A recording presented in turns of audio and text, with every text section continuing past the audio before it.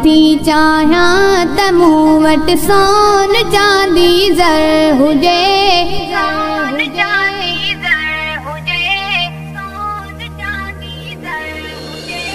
थी घुरां तोखां त तुंहिंजे दर अॻियां मुंहिंजो घर हुजे।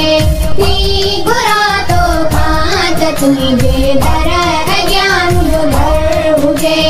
मां नथी चाहियां त मूं वटि सोन चांदी ज़र हुजे।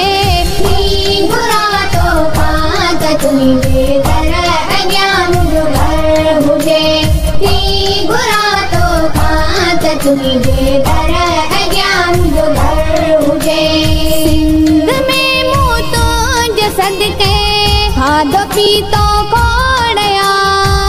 सिर्फ़ हिकु मौलूद तुंहिंजो हींज कान किरोड़िया। सिंध में मूं तुंहिंजे सदके खाधो पीतो खोड़िया। सिर्फ़ हिकु मौलूद तुंहिंजो हींज कान किरोड़िया। गंज ॿिया काॾे कबा जॾ तो जहिड़ो गोहर हुजे। थी घुरां तोखां त तुंहिंजे दर अॻियां मुंहिंजो घर हुजे। थी घुरां तोखां त तुंहिंजे दर अॻियां मुंहिंजो घर हुजे। लोक सां गॾु मां बि पाड़े मेल ॾे वेही रहां। कहीं बि कुंडड़ीअ में कखाऊं घर अॾे वेही रहां। लोक सां गॾु मां बि पाड़े मेल ॾे वेही रहां। कहीं बि कुंडड़ीअ में कखाऊं घर अॾे वेही रहां। रोज़ शब अॻियां अखियुनि जे रोज़ाए अज़हर हुजे।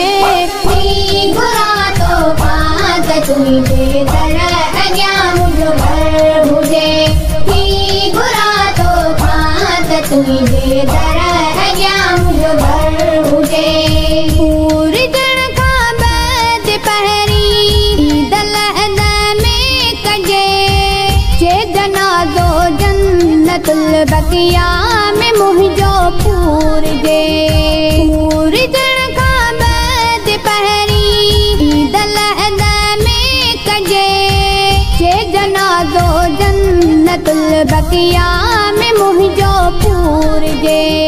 अण घुरी हर चीज़ का हर घड़ी हाज़िर हुजे। थी घुरां तोखां त तुंहिंजे दर अॻियां मुंहिंजो घर हुजे। थी घुरां तोखां त तुंहिंजे दर अॻियां मुंहिंजो घर हुजे।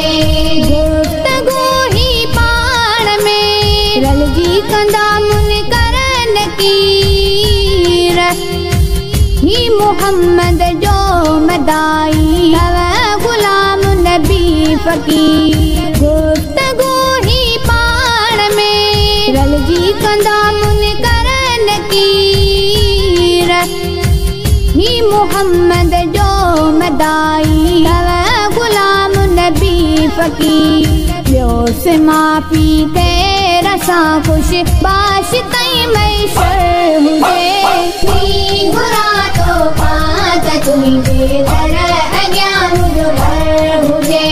थी घुरां तोखां त तुंहिंजे दर अॻियां मुंहिंजो घर हुजे।